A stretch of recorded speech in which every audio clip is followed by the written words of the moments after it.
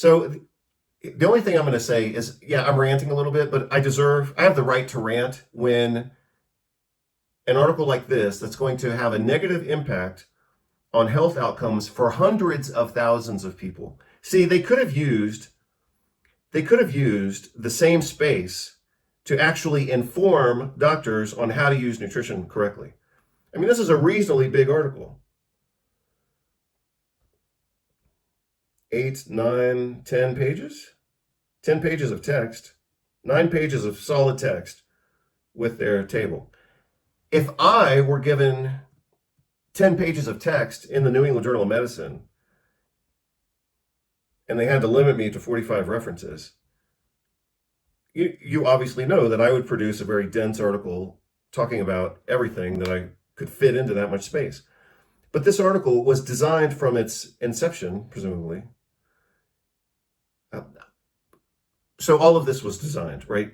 She didn't wake up one morning and say, hey, man, I want to write a good review article on nutrition for doctors. First of all, she's obviously not capable of it. Second of all, this isn't like some spontaneous act of goodwill and good scholarship. She was pushed to do this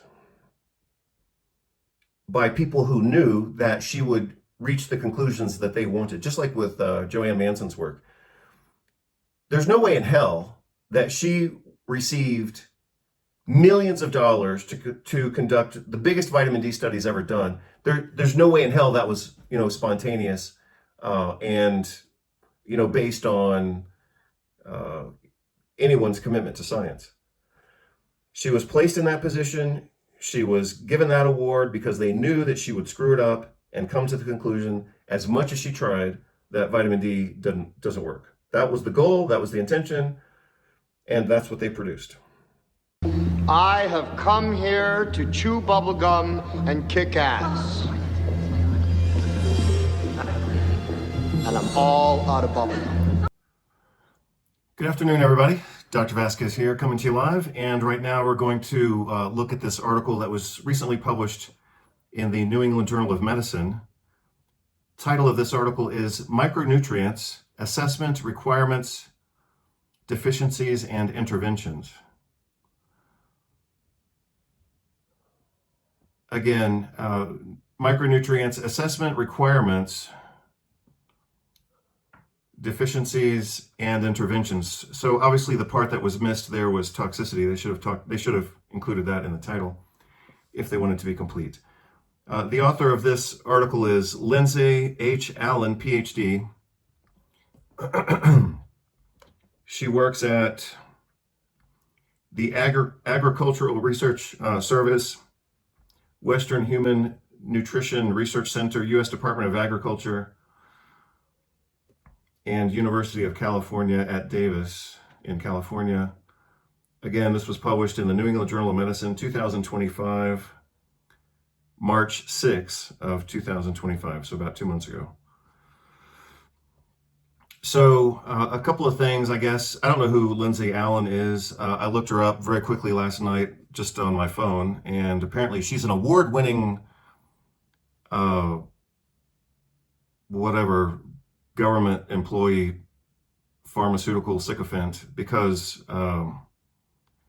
that's what's required to win awards and to keep, like a government job, is you basically have to kiss ass to big pharma.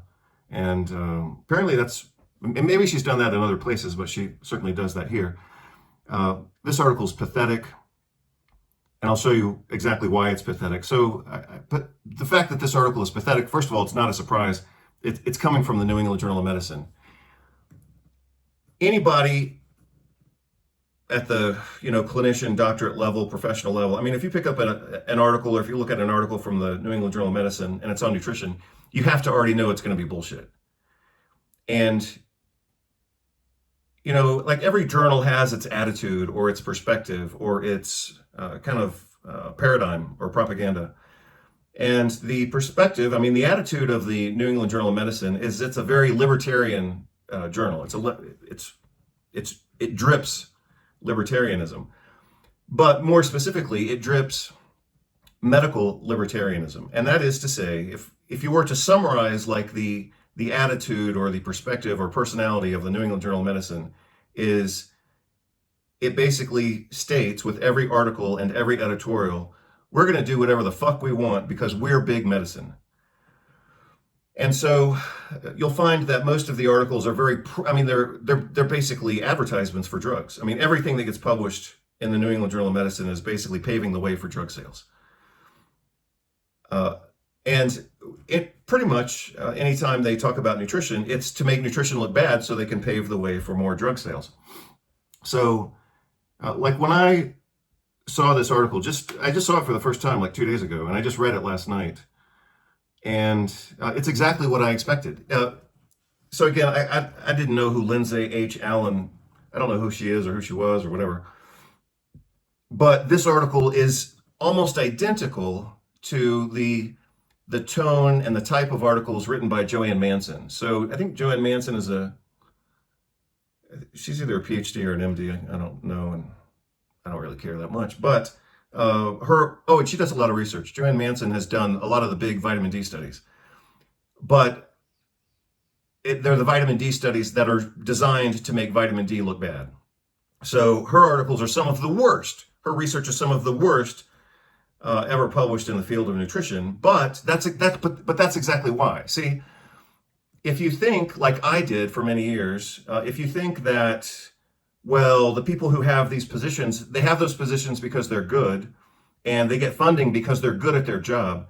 They're not good at their job in an intellectual or scientific sense. They're good at their jobs in a political sense, just like Anthony Fauci. I mean, that guy's an idiot, but he's a good game player. And the game he plays is selling drugs. And that's what he did, while he was head of the NIH Department of whatever, allergy and infectious diseases. So like these people win awards, and Joanne Manson got millions of dollars to research vitamin D, not because she's good at it, but because she sucks at it. I mean, her research is crap, but it's crap on a very large scale. And so because it's so big, they can find statistical significance, and then they can publish something and says, look, we found this and we're sure about this, but it's bullshit. I mean, they used 2,000 international units of vitamin D in their studies. I mean, that's pathetic. So the studies were inherently designed to find nothing, and that's what they tried to find, and that's for the most part what they found. When the data was reanalyzed, they actually found a significant reduction, I believe, in cancer mortality. But again, the studies were designed to fail. Otherwise, I mean, that's why they used underdosing of the product, vitamin D. So we already knew we've known for 20 years. The precise citation is Robert Heaney, January of 2003, I believe. American Journal of Clinical Nutrition. That's when he published the finding that healthy adults need between 3,000 to 5,000 international units of vitamin D per day. And so if that was established as the scientific standard at that point, that one article changed the scientific reference point for vitamin D. And that's why, for example, in 2004, the following year, I stated that all adults should be receiving 4,000 international units, because Robert Heaney had said the year before between 3,000 and 5,000. So obviously I said 4,000. And for a while, and even now, that's still a very reasonable standard.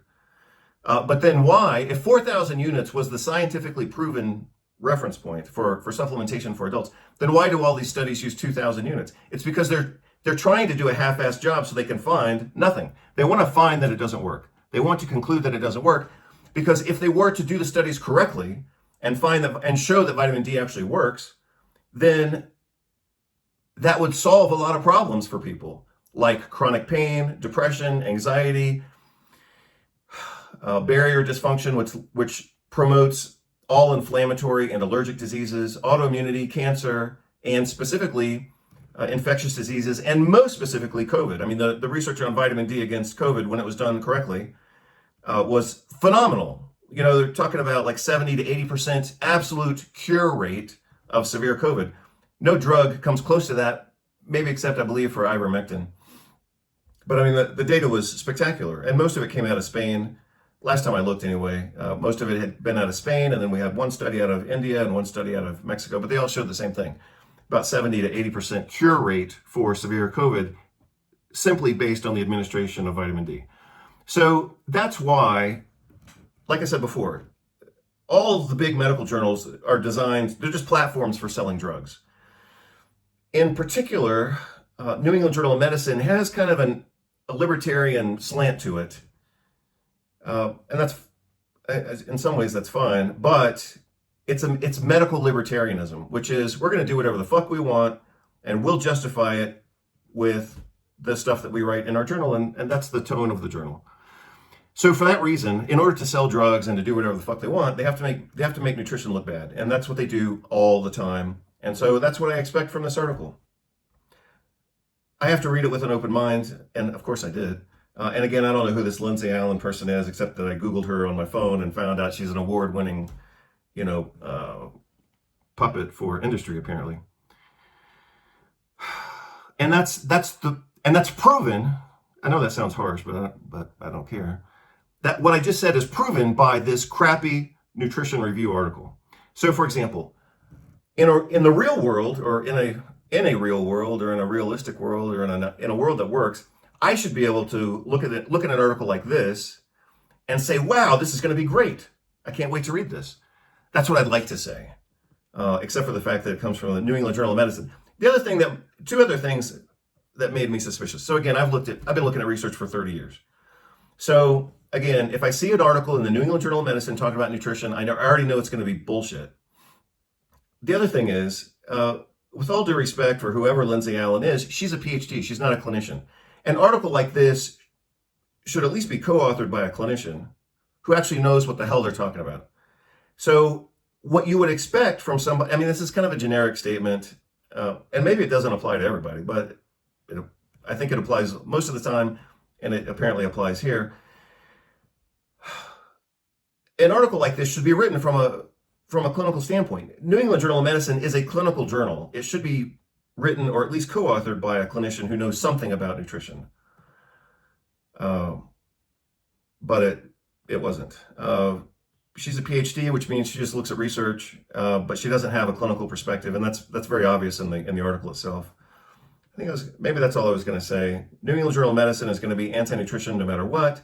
An article like this should have a clinician co-author, and or be written by somebody who's a clinical expert, not just looking at research papers from their desk. And what else? It should have more than one author. I mean, this is a complex paper. The presupposition that a single author is going to have the, mental bandwidth to author an article like this is, that's very optimistic. So this is a big topic, and she did not handle it appropriately. So let's just go through it now. We'll do kind of a line by line review. Oh, here's the other thing. I saw this for the first time in JAMA, actually, many years ago. This would have been around 2002, 2004. Journal of the American Medical Association around that time published an article on diet and its effect on C-reactive protein. A very important article. What they showed in this article was that low carbohydrate diets could reduce C-reactive protein by 50%. And that should have been the headline. That should have been included in the title of the article. And that's a major takeaway. At that time, so again, this was around 2004, let's say. Around that time, C-reactive protein was still considered a little bit new.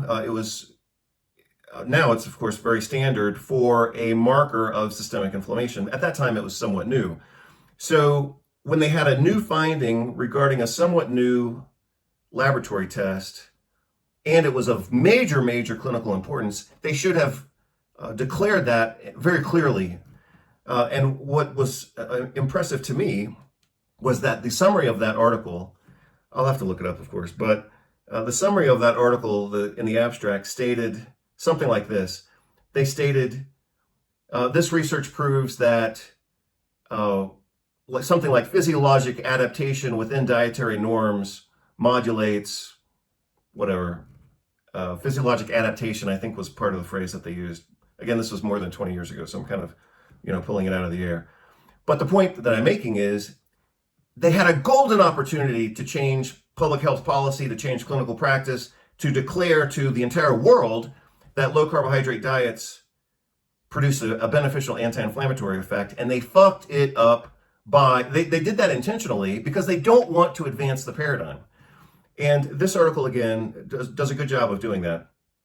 To the point of this that I'll also mention, they use a lot of different strategy. Again, I've been looking at research for 30 years. And so I've seen good research and I've seen bad research. And when they want to confuse the topic, they use a lot of different methods. They use mumbo jumbo language that no one can understand, like I just said about the Journal of the American Medical Association. And you'll see it. I'll post it in the video when I do the video edits. And maybe I'll do a voiceover, like a computer generated voiceover or something like that, just so the absurdity of it is even more clear. I think they had 2 sentences in the conclusion of the abstract, 2 or 3. The second sentence was clearer, but the first sentence of the abstract was designed to confuse the topic. And again, it was something like, this article shows that physiologic adaptations within dietary norms serves to modulate, interplanetary stability, or some stupid crap.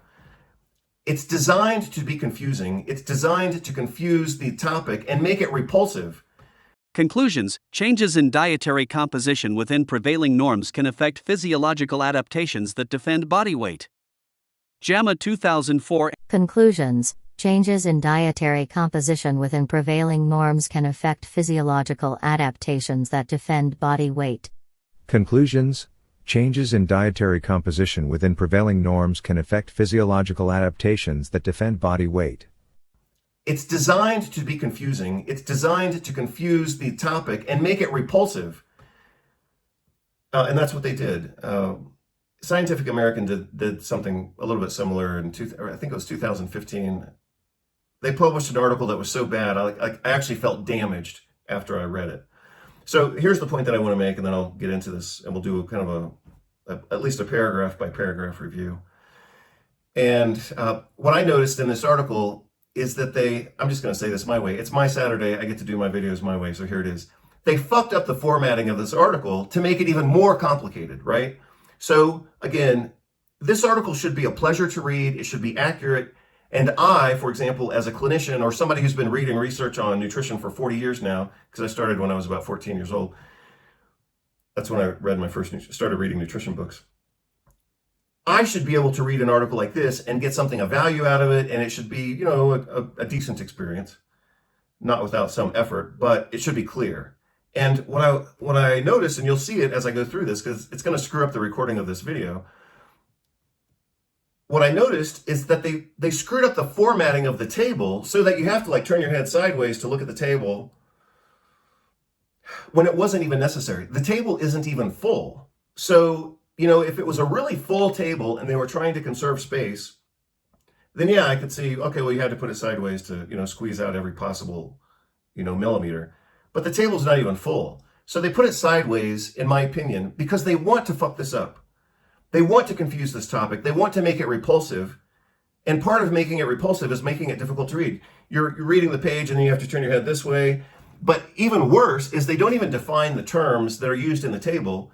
You have to bounce down at least to the following page and then turn your head again and then go back to the page that you were reading and then turn your head again just to be able to decipher what the abbreviations are. So you can agree with me or not agree with me. I'm telling you, they do it every time. They use different strategies, but they use a buffet of strategies anytime they talk about nutrition. It's always a clusterfuck, and this article is that way as well. So I'll just read a few things that I highlighted. The main purpose of this article supposedly is to provide an overview of current issues in micronutrient assessment, interventions, and research that are of interest to healthcare practitioners. I guarantee you, no clinician is going to read this article and get anything out of it. Zero. Oh, the other thing, and this is consistent with what I said earlier, the tone of the New England Journal of Medicine is medical libertarianism, but it's American medical libertarianism, and so for that reason, you're gonna. I think I only see this in the New England Journal of Medicine, but they kind of beat the drum of American exceptionalism. And somehow that's connected to libertarianism. And anyway, you're going to see that in this article too. It's kind of, they kind of praise the United States. I mean, obviously it's an American journal, but it's from the Northeast of the United States, which again gives it kind of a libertarian tone. But it's just stupid. So you can see some of the lines I scratched out. She says, in the United States, the prevalence of most micronutrient deficiencies is low. I mean, that's just completely stupid. 70% of the American diet is ultra-processed foods. How the hell does she think the deficiencies rate is going to be low if 70% is fast food garbage? I mean, that's just stupid. So she obviously doesn't have much of a perspective. She's just going to say whatever she wants. Oh, and here's another one. She says, it's difficult to infer causality between micronutrient deficiencies and chronic diseases. So see, she's already starting to confuse the topic, but that's what you would expect. They're going to intentionally confuse the topic because, first of all, they don't want to communicate anything effective. And they don't even want their readers to actually read this and get anything out of it. This article is designed to be repulsive, just like that article was back in 2015 in Scientific American. At the start of the pandemic, The Lancet did the same thing. They published an article that was so distasteful that it was designed to make the whole topic seem absurd. For example, they started the whole conversation on vitamin D. Again, this was early in 2020. And they published this article on vitamin D related to immune function, related to the COVID pandemic. And they started the conversation by talking about beer. Beer. So this is The Lancet at a critical time in medical history, at the start of the pandemic, when we need to all defend ourselves against this, gain of function virus. And they start the conversation by talking about the vitamin D content of beer. That's what they did. So that was an article, again, designed to confuse and make repulsive the entire topic. So then she says, it is difficult, she says, to assess the health benefits of interventions such as supplementation. No, it's not. It is not difficult to assess the health benefits of interventions such as supplementation. You do a clinical trial. So, I mean, even in her first paragraph, she's already trying to confuse the topic. And then she says, 1/3 of the world's population has one or more micronutrient deficiencies. Well, I mean, that's a lame sentence from a grammatical standpoint. But from an informative standpoint, it's worthless. And from a clinical nutrition standpoint, it's the understatement of the decade. So let's see. Maybe I'll have to zoom in a little bit to see this. Oh, that's just definitions. Micronutrients are necessary in trace amounts, water-soluble and fat-soluble vitamins, and some trace minerals. Nothing big there. A few other things that I obviously scratched out. Oh, yeah, here, now this is just, it's painful to, well, I don't like using it as the subject of a sentence. But articles like this are very painful to read because they're so loaded with innuendo and paradigm and propaganda. She says here, randomized controlled trials are needed to test the benefits of supplementation, but few of these trials have shown clear benefits in the United States. Well, first of all, intergalactically, they have shown benefits. She's ignorant of them. So I don't know why she says few of these trials have shown clear benefits in the United States. It's not like the United States is like the international reference point for quality nutrition research.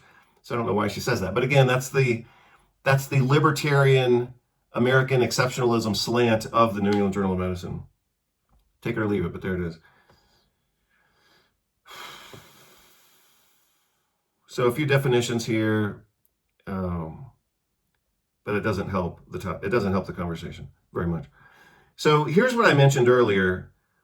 We're reading this article, we're looking at this article, and then all of a sudden it literally goes sideways. And so, I mean, I'm not even sure how to get it to pull up on the screen unless I have to twist the screen when I'm editing.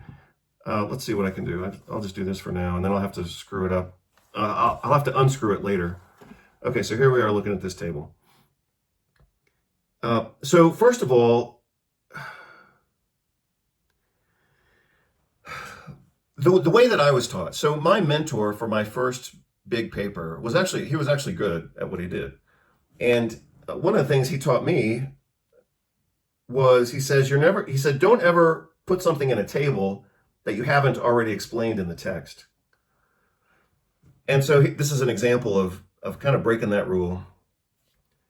And so, we were just in the introduction. I mean, she's barely even gotten started, and now we're already at a table where she hasn't even discussed and justified what's in the table. So the way that a good article would be structured is that the author states what they're going to state, they make their arguments, they defend their arguments, they entertain counter arguments, but then you're left with a solid piece of data that you can use, and the table then provides an efficient summary of that. But she didn't even, talk about her topic. She just dives into this table. So, like, boom, you get hit with all this data. And a lot of it's just totally wrong. So,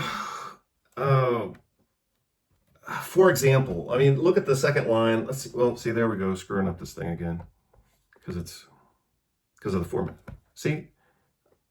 Okay, let's try it again. No, stop it. This is exactly what I mean. I mean, I'm just trying to look at this article and it's bouncing all over the screen. Let's see if I can actually look at something. So I'm going to highlight a little bit. Maybe I'll use yellow or something.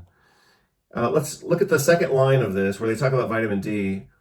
Her cutoff value for inadequacy or other status. What does that mean? Or other status? That's stupid.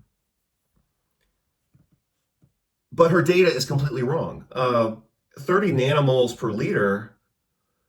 I mean, that's complete depletion. That's not like deficiency or insufficiency. Oh, and then she says alternative cutoffs are 25, which would be even worse. And then up to 50 for insufficiency. Even that's wrong. So she can't be more wrong on this. First of all, she's wrong for the data that she's presenting.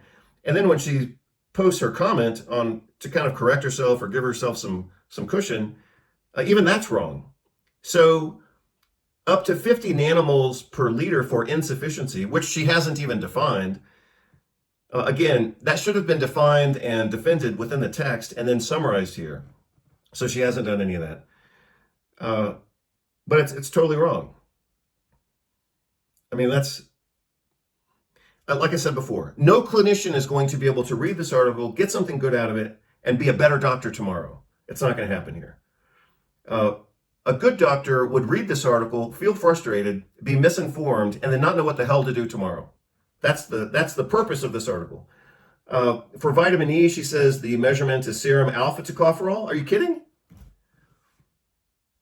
Alpha tocopherol is one of at least 8, if not 10, forms of tocopherol, and it's not even the most important form.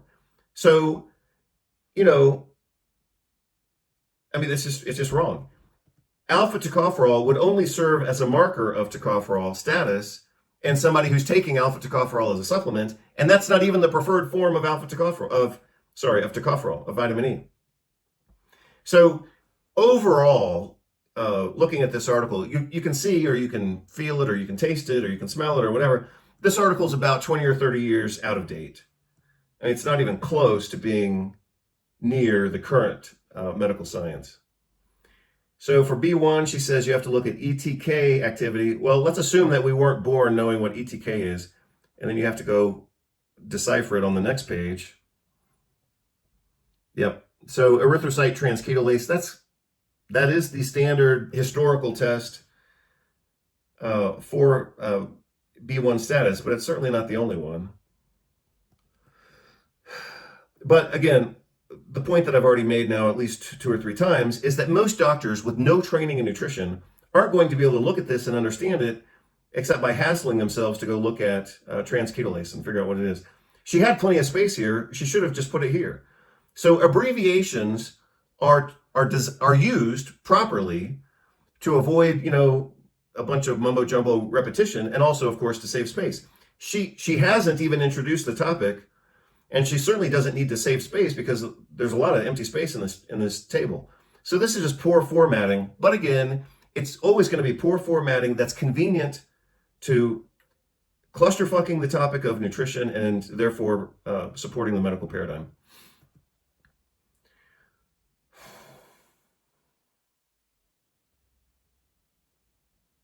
Yeah, well, they did that right, at least. So for riboflavin, again, most doctors, even doctors who study nutrition, aren't going to know what this is. So it's a glutathione reductase activity. That's a reasonable test. Again, it's not the only test. Okay, so so for B6, for example, she says plasma pyridoxal phosphate. Yeah, that's reasonable, but you could use you could use other things as well. So, and then here's where it gets really bad.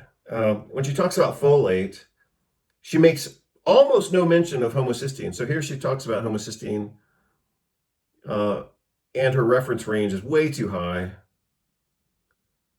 Low values are now rare in the United States. Oh, I guess she means low values of folate, which is stupid. So she just talked about homocysteine, and then her next phrase is low values. It's even worse than that. So her second sentence or sub-sentence, I mean, she's butchering grammar here.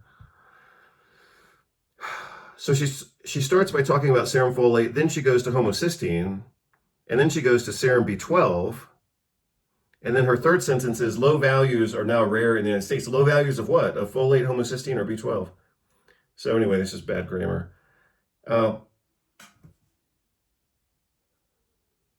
She should have given more importance to homocysteine, and her reference range should have been accurate. I mean, this is not even close to being good.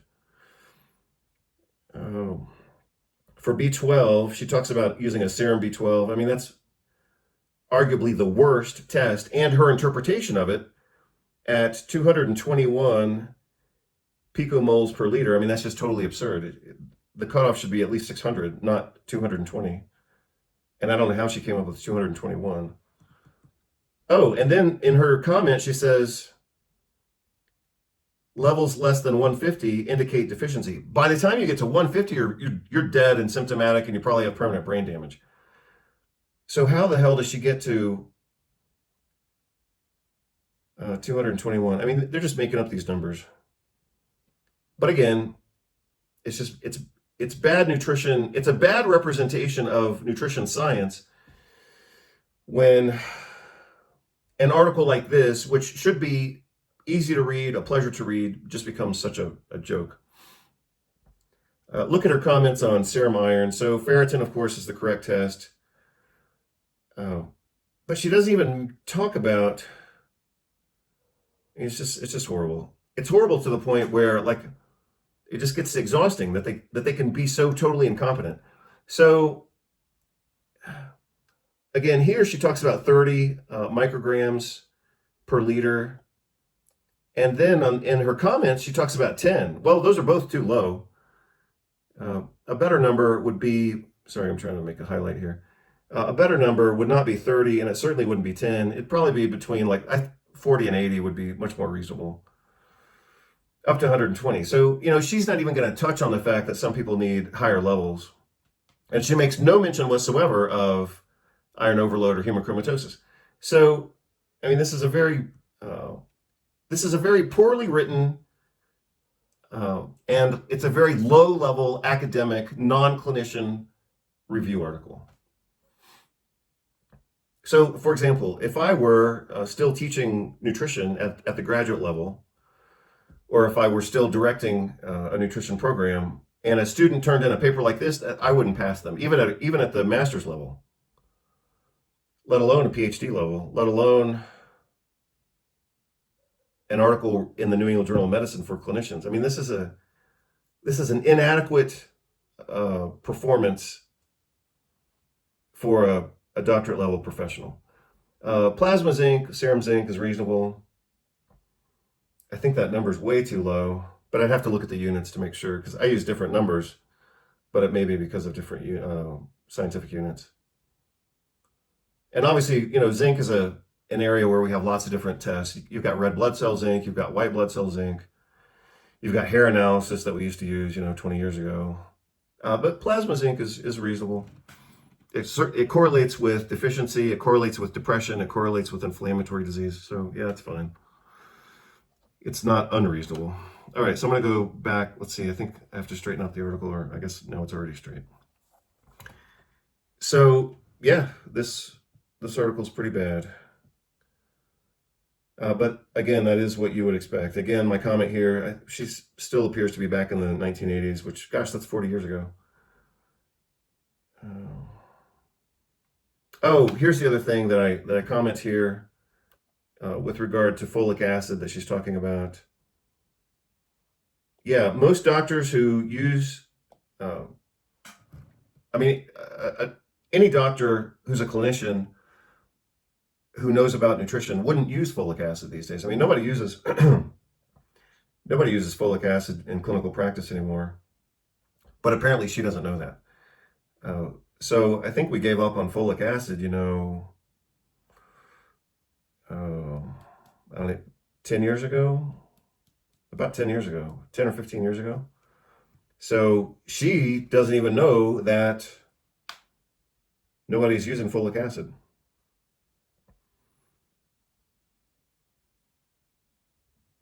So I'll just look at this. She says the prevalence of vitamin D deficiency, according to one of these articles, was 100%. That might be the only, or the intake anyway. That's probably one of the only accurate statements in this whole article. Vitamin B6 deficiency, I think, was also found to be quite high. Yeah, 23%. So 23%, based on biomarkers, so that's not like, diary, 23% of people were deficient in B6. That's a big damn deal. And 2 to 4% were deficient in B12. Well, it only causes permanent brain damage. I'm joking somewhat when I say it, or I'm being whatever, cynical or whatever. I mean, that's a lot of avoidable brain damage within the population. She also talks about vitamin D farther down. I mean, she obviously mentions it there, but she also talks about it later, I believe. Yeah, right here. 65% of people, by my standards, according to her data, 65% were deficient in vitamin D, and that's exactly consistent with some other research reviews and international surveys. So what's the consequence? I already said this, but I'll say it again. And if you heard and memorized what I already said, or if you've seen my other videos, then you can say it before I do. But what are the main consequences of vitamin D deficiency? In the sequence of the video reviews that I've done, I talked about chronic pain. And then in video number 2, I think I talked about depression and anxiety.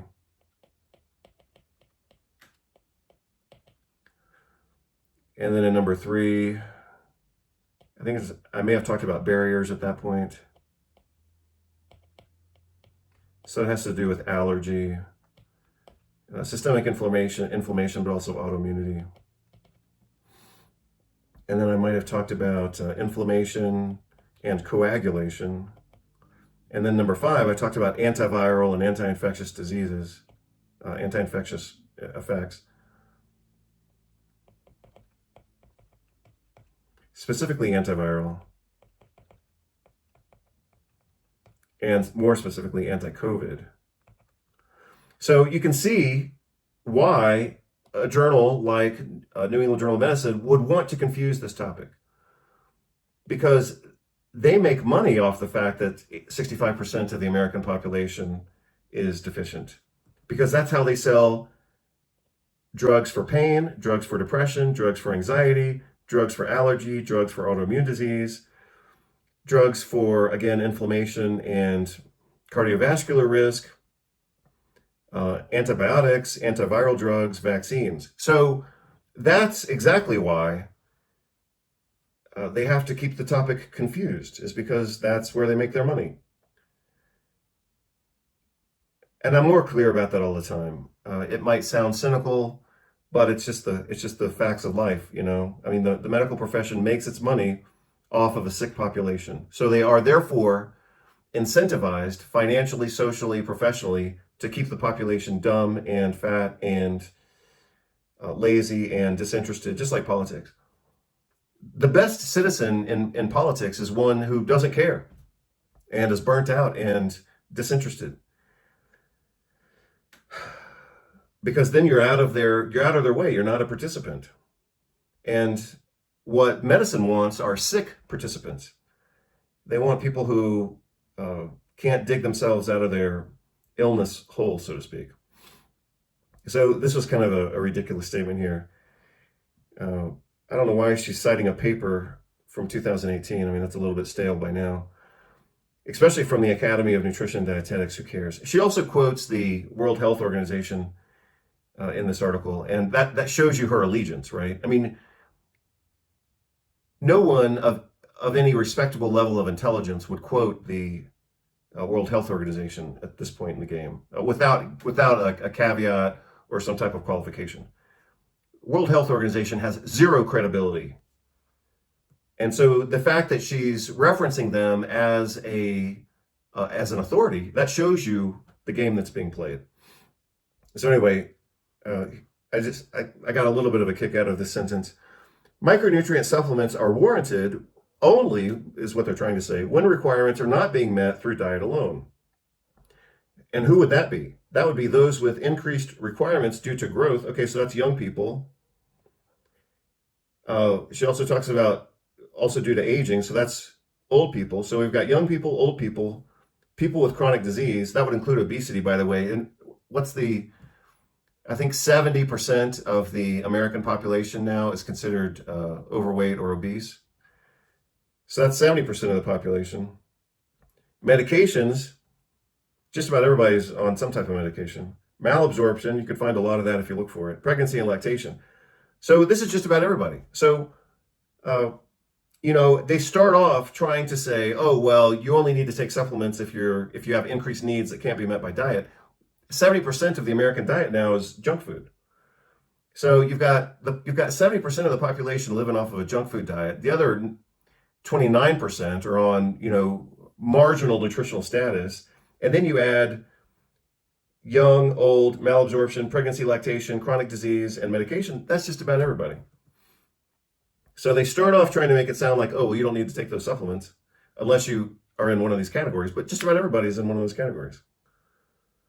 Supplement users, both adults and children, are healthier and consume higher quality diets than non-users.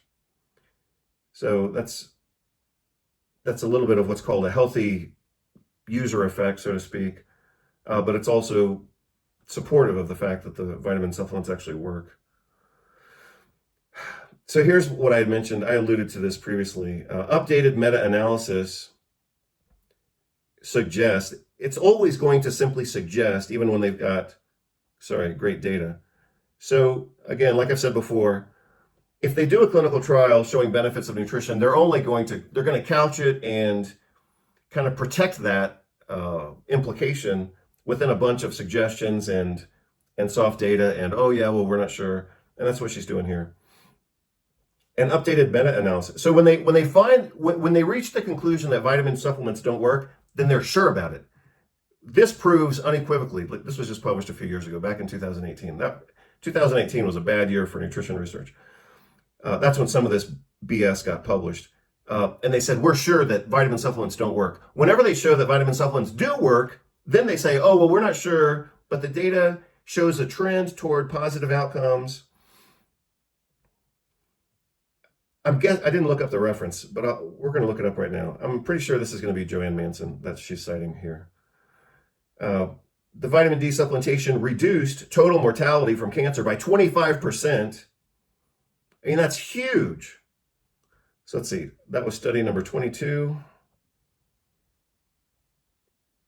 I'm guessing. Yeah, there it is. I was right. Joanne Manson, first author. The VITAL trials. These were That was some of the dumbest research I've ever seen in my life. To be done on that scale, it was just horrible. So, yeah, updated meta-analysis found that vitamin D supplementation reduced total mortality from cancer by 25%. Yeah. So here's kind of a funny thing. Vitamin D deficiency is one of the most common micronutrient deficiencies in the United States. Yeah, 65% of Americans, consistent with other westernized countries. Pain, depression, anxiety, allergy, autoimmunity, inflammation, cardiovascular risk, bacterial infections, viral infections, and especially COVID. And so you'll notice, let's see. You'll notice that she documents that it's a problem. And then she talks about, well, how do we, again, let's assume that you're a doctor who doesn't know anything about nutrition. And then you would come down to this point and look at the recommendations, and you would say 600 or 800. That's guaranteed to not solve the problem. So again, that's what this article is all about. It's going to confuse the topic. And when they have the opportunity to say something clear, they're going to screw it up. And that's what they did. She does mention 4,000. She just says that up to that is safe, but she's not recommending it. She says, oh, well, if you go beyond that, then you get kidney stones, weakness, and gastrointestinal problems. I mean, that's a very outdated academic perspective. And it's inaccurate, and it's not accurate. So then she talks about B12.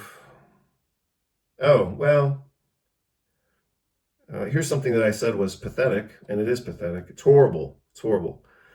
American Academy of Pediatrics recommends that infants under the age of 12 months receive 400 international units of vitamin D per day. I mean, that's horrible.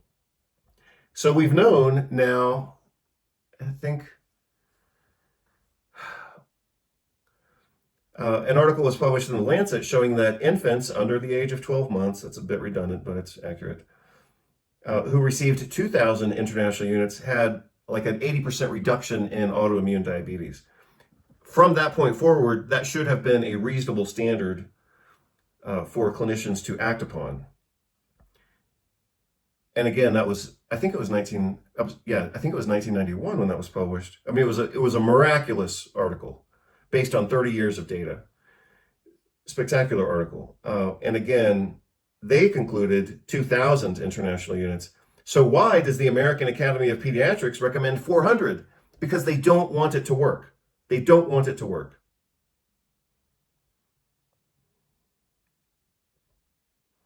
Consequences of maternal B12 depletion include permanent developmental delays, otherwise known as permanent brain damage. And that's what you would expect. If you've seen my review video on B12 pharmacology. So the only thing I'm going to say is, yeah, I'm ranting a little bit, but I have the right to rant when an article like this that's going to have a negative impact on health outcomes for hundreds of thousands of people. See, they could have used the same space to actually inform doctors on how to use nutrition correctly. I mean, this is a reasonably big article. 8, 9, 10 pages? 10 pages of text, 9 pages of solid text with their table. If I were given 10 pages of text in the New England Journal of Medicine and they had to limit me to 45 references, you obviously know that I would produce a very dense article talking about everything that I could fit into that much space. But this article was designed from its inception, presumably. So all of this was designed, right? She didn't wake up one morning and say, hey, man, I want to write a good review article on nutrition for doctors. First of all, she's obviously not capable of it. Second of all, this isn't like some spontaneous act of goodwill and good scholarship. She was pushed to do this by people who knew that she would reach the conclusions that they wanted, just like with Joanne Manson's work. There's no way in hell that she received millions of dollars to conduct the biggest vitamin D studies ever done. There's no way in hell that was, spontaneous and, based on anyone's commitment to science. She was placed in that position. She was given that award because they knew that she would screw it up and come to the conclusion, as much as she tried, that vitamin D doesn't work. That was the goal, that was the intention, and that's what they produced. Let me see what else I want to say that I haven't already said. Yeah, so again, this is just bad. This is actually, from an expert clinician standpoint, which is the standpoint that this article should have been written for or written at. This is at the level of misinformation. She talks about folic acid. Nobody's using folic acid anymore. So, I mean, she's not even in the game. She should be talking about methylfolate or calcium folinate, I believe, or folinic acid, but not folic acid. I mean, nobody uses folic acid anymore.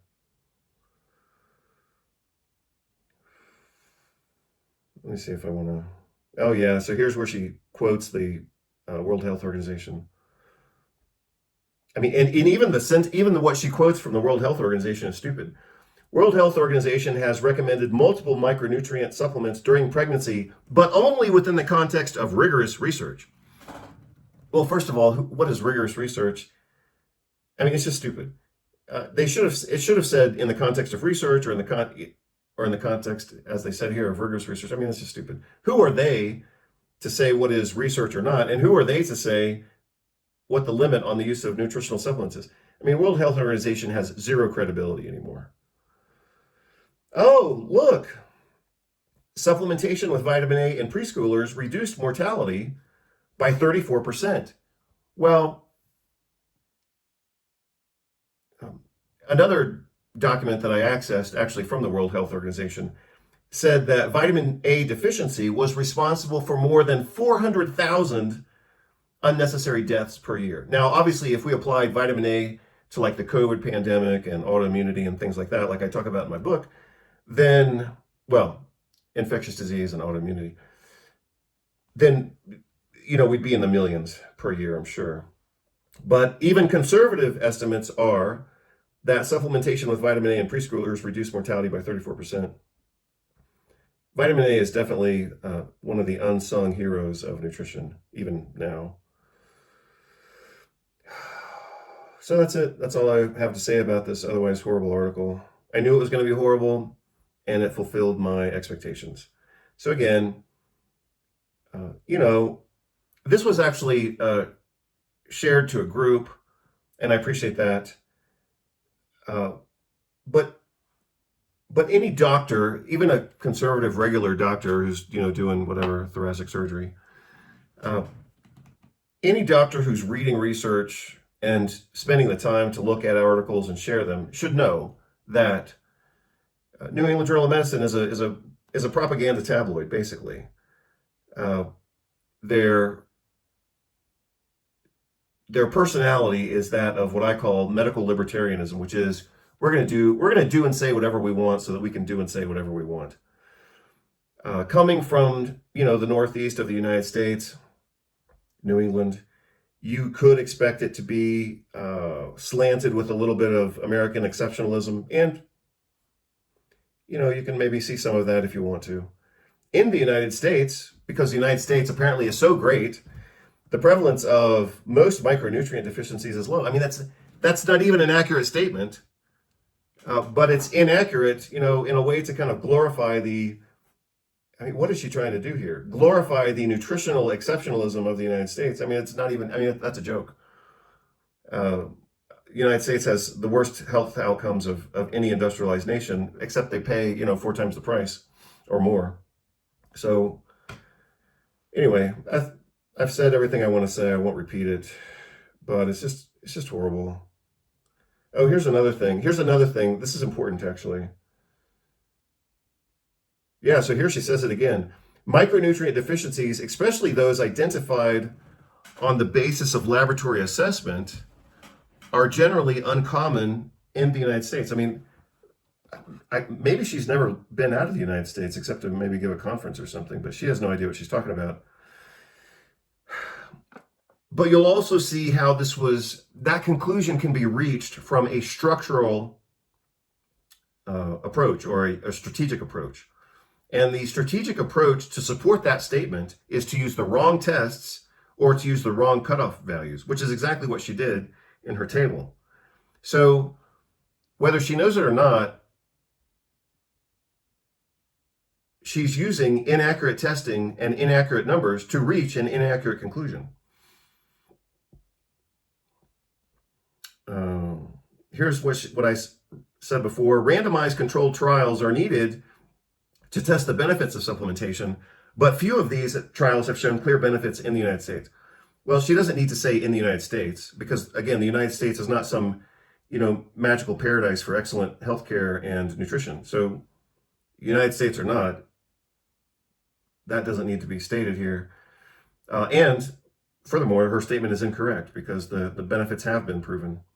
Oh, yeah, so here's the other thing. This will be the last thing that I state, but I did want to say this. And this is a little bit, sociologic or philosophical, but she talks about using omics, and these are kind of like complex metabolic studies to determine relationships. And it's good. It's a good approach, but it's a little bit futuristic in some sense. So one of the things that has been said, within philosophy and sociology, specifically I'm referencing Friedrich Nietzsche and Robert Bly, respectively, is the idea of not living in the present. So she makes misuse of old data. She ignores the current science, and then she's kind of talking about some futuristic omics studies. And I saw that in this article. I see that right here. And I also have seen that same pattern reflected in, again, the philosophy of Nietzsche and the sociology of Robert Bly. And that is misuse of the past, ignorance of the present, and kind of an over-focus on some idealized future that may or may not exist, but it still ignores, the here and now. And so you can see that, again, reflected in Nietzsche and Bly, but also Soren Kierkegaard talks about that a little bit as well. So anyway, you can take it or leave it, but that's one of the things I read into this or read from it. So anyway, I'll get this video polemic onto the website as soon as I can. Hope you're all doing well. Talk to you soon. Bye. Conclusions: changes in dietary composition within prevailing norms can affect physiological adaptations that defend body weight. JAMA 2004. Conclusions: changes in dietary composition within prevailing norms can affect physiological adaptations that defend body weight. Conclusions: changes in dietary composition within prevailing norms can affect physiological adaptations that defend body weight. I'm an old soul, got a funky sound. Gonna sing a song, turn the world around. I want that ass, I got the moves. Spank that ass, I'm gonna make you move. I ain't no player, I'm just here to shake. No time for heartbreak. I'm the one who brings the rhythm to the night. I kick you